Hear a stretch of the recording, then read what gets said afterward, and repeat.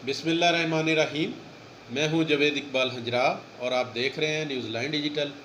नाजरीन, हम बात करेंगे आज करप्शन के हवाले से। करप्शन का नासूर ग्रास रूट लेवल तक पहुंच चुका है। इसको जड़ से ख़त्म करने का पाकिस्तान के जो वज़ीर आज़म इमरान खान साहब हैं, ये एक मिशन लेके आए थे कि हमने जो करप्शन का नासूर है इसको ख़त्म करना है। इसके लिए मुख्तलिफ़ इदारे भी काम कर रहे हैं, जैसे नैब है, जैसे एंटी करप्शन है, वो काम करता है। लेकिन एंटी करप्शन का एक अपना ही वतीरा है, अपना ही तरीक़ाकार है।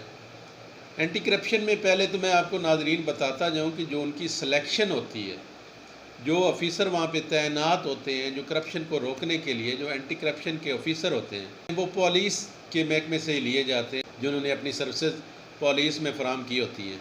उनको वो सिलेक्ट करते हैं, सिलेक्ट करके वो एंटी करप्शन में लेके आते हैं। पहली बात तो जितने भी ये एंटी करप्शन में जितने अफसरान तैनात होते हैं, अगर उनका हम बैक हिस्ट्री लें तो बैक हिस्ट्री अगर उनके सामने आएगी कि वो उतने ही बहुत बड़े करप्ट थे, उन पर भी ऑलरेडी एंटी करप्शन की FIRें भी थी, तो उसके बावजूद भी एंटी करप्शन में उनको लगा देना, पहली बात तो ये नाइंसाफ़ी है। यहाँ से जो डीमेरिट हो जाता है, मेरिट की धज्जियाँ उड़ जाती हैं कि वहाँ पे जो तैनात किए जाते हैं वो सादक और अमीन खुद भी नहीं होते, खुद ऑलरेडी करप्शन के मामलात में वो मुलव्वस होते हैं और उनको करप्शन रोकने के लिए तैनात कर दिया जाता है। होता क्या है, जब इनके पास कोई करप्शन का ऐसा केस आता है, कोई एप्लीकेशन देता है या कोई मीडिया के हवाले से कोई ऐसी बात किसी के ख़िलाफ़ आती है, करप्ट आदमी के ख़िलाफ़, तो जब इनके पास केस पहुंचता है तो वहाँ पे ये डील करते हैं।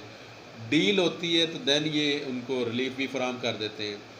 आप अगर हिस्ट्री उठा लें तो उसमें कोई ऐसा बंदा आपको नज़र नहीं आएगा जो बहुत बड़ा एक अफसर है और उसने करप्शन की, उन्हें एंटी करप्शन ने उनको गिरफ़्तार किया, ऐसा नहीं आएगा।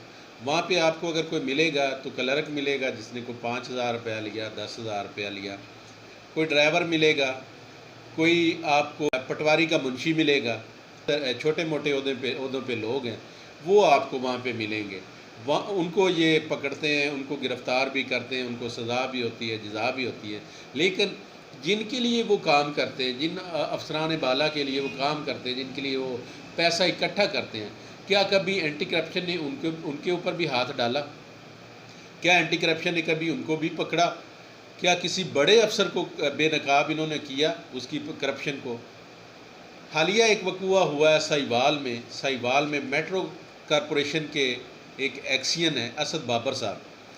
असद बाबर साहब पे एक FIR होती है कि उसने नौकरी का झांसा दे के किसी शख्स से पैसे लिए 50 पे एंटी करप्शन ने FIR दर्ज कर दी, जिसमें उसका एक जो मुलाजम था, जो सेंट्री वर्कर था, वो भी मौजूद था। दोनों नामजद मुलज़म थे उस FIR में।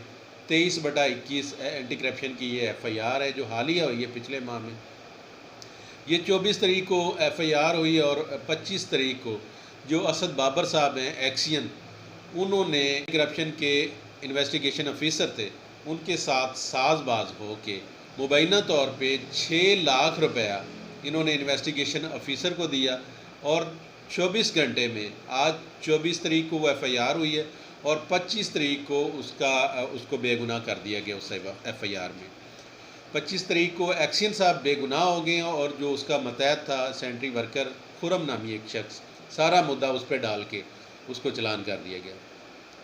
1 से 2 दिन में चलान सेटअप, चलान का भी सारा सिस्टम प्रोसीजर इतना फास्ट हुआ कि वो भी अदालत में चला गया। अदालत में जब उनको बरी किया गया तो वहाँ से वो फारिग हो गया। ये तो एक फास्ट तरीक़ाकार है एंटी करप्शन से बचने का। किस तरह ये बड़े ऑफिसर बचते हैं? क्या अगर वो बड़ा ऑफिसर बच सकता है तो छोटा नहीं बच सकता था? या कोई हमें ही ऐसा तरीका बता दिया जाए, कोई हमें ही ऐसी गिद्दड़ सिंगी बता दी जाए जिससे ये एक दिन में FIR एंटी करप्शन खारिज कर देती है। नाजरीन, मैं आपको बताता जाऊँ कि एंटी करप्शन जब FIR देती है किसी भी मुलज़म पे, तो सबसे पहले वो एविडेंस इकट्ठे करती है या उनको जो एविडेंस फराहम किए जाते हैं, एविडेंस की इन्वेस्टिगेशन करने के बाद देन वो FIR लॉन्च करते हैं। इसका मतलब ये होता है कि जब उन्होंने इन्वेस्टिगेशन कंप्लीट कर ली है या रेड हैंडेड किसी को पकड़ लिया, तो इसका मतलब है कि वो इसमें मुलव्वस है, ये शोर शाट हो जाता है, उसमें शक की गुंजाइश नहीं रहती। उसमें ये नहीं होता पुलिस जिस तरह आम हम थाने में जाते हैं, वहाँ पे दरख्वास्त देते हैं और FIR करवा लेते हैं बगैर इन्वेस्टिगेशन के। एंटी करप्शन में इस तरह नहीं होता। एंटी करप्शन में सबसे पहले आपको डॉक्यूमेंट्स फराहम किए जाते हैं या रेड हैंडेड किसी को पकड़ाया जाता है तो देन उस पर FIR चाक होती है। FIR के बाद फिर ऐसी गुंजाइश नहीं होती कि उसको 24 घंटे के अंदर अंदर फारग कर दिया जाए। अगर 24 घंटे के अंदर अंदर किसी को फारग किया जाए तो इसका मतलब है कि मामला कोई मशकूक है, कि एंटी करप्शन का जो ऑफिसर है उसने उस पर इन्वेस्टिगेशन अच्छी तरह नहीं की, या उसमें उन्होंने पैसे ले लिए, या कोई ऐसा मामला हुआ है कि जिसमें एक छोटे जो सेंट्री वर्कर है, एक आम आदमी, उसको फंसा दिया गया और एक्सियन साहब नीट एंड क्लीन बच गए। इसके बाद जब ये FIR इन पे हुई, FIR के बाद इसका तबादला भी किया गया। जनूबी पंजाब में ये असद बाबर साहब हैं, इनका तबादला कर दिया गया। 5 तारीख को इनका तबादला होता है। जनूबी पंजाब के लिए इनका लेटर जारी हो जाता है सेक्रेटरी बल्दियात की तरफ से, और 7 तारीख को वो लेटर रुक जाता है और वो अपनी सीट पे बरजमान है। जनूबी पंजाब में जाना तो दरकिनार, वो अपनी सीट नहीं छोड़ी उन्होंने। वो ये इतने बाअसर हैं एक्शन साहब। एंटी करप्शन में ये असद बाबर साहब ने एक मिसाल कायम कर दी है कि FIR हुई है और एक ही दिन में उसको बेगुनाह भी कर दिया गया।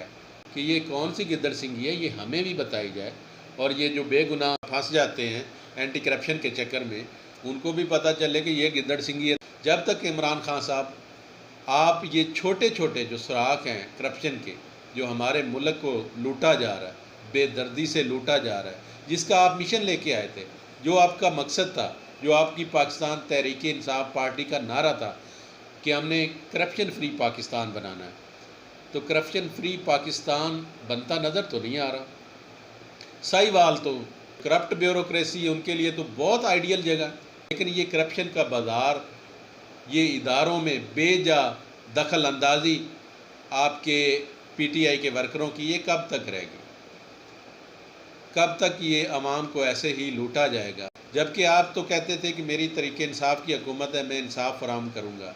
तो फिर यहाँ पे इंसाफ के तकाजे क्यों नहीं पूरे होते कि एक छोटे लेवल के बंदे को फंसा दिया गया और बड़े लेवल का बंदा जिसके पीछे सियासतदानों के बहुत बड़े बड़े हाथ हैं, उसको बचा लिया गया है। उसका तबादला भी हुआ, तबादला होने के बाद भी वो अपनी सीट पे बरजमान है। तो इमरान खान साहब, ये दोहरा मेयार इस मुल्क में बिल्कुल नहीं चलेगा। इंशाअल्लाह नेक्स्ट किसी और प्रोग्राम के साथ आपकी खिदमत में हाज़िर होंगे। तब तक मुझे दे इजाज़त। अल्लाह।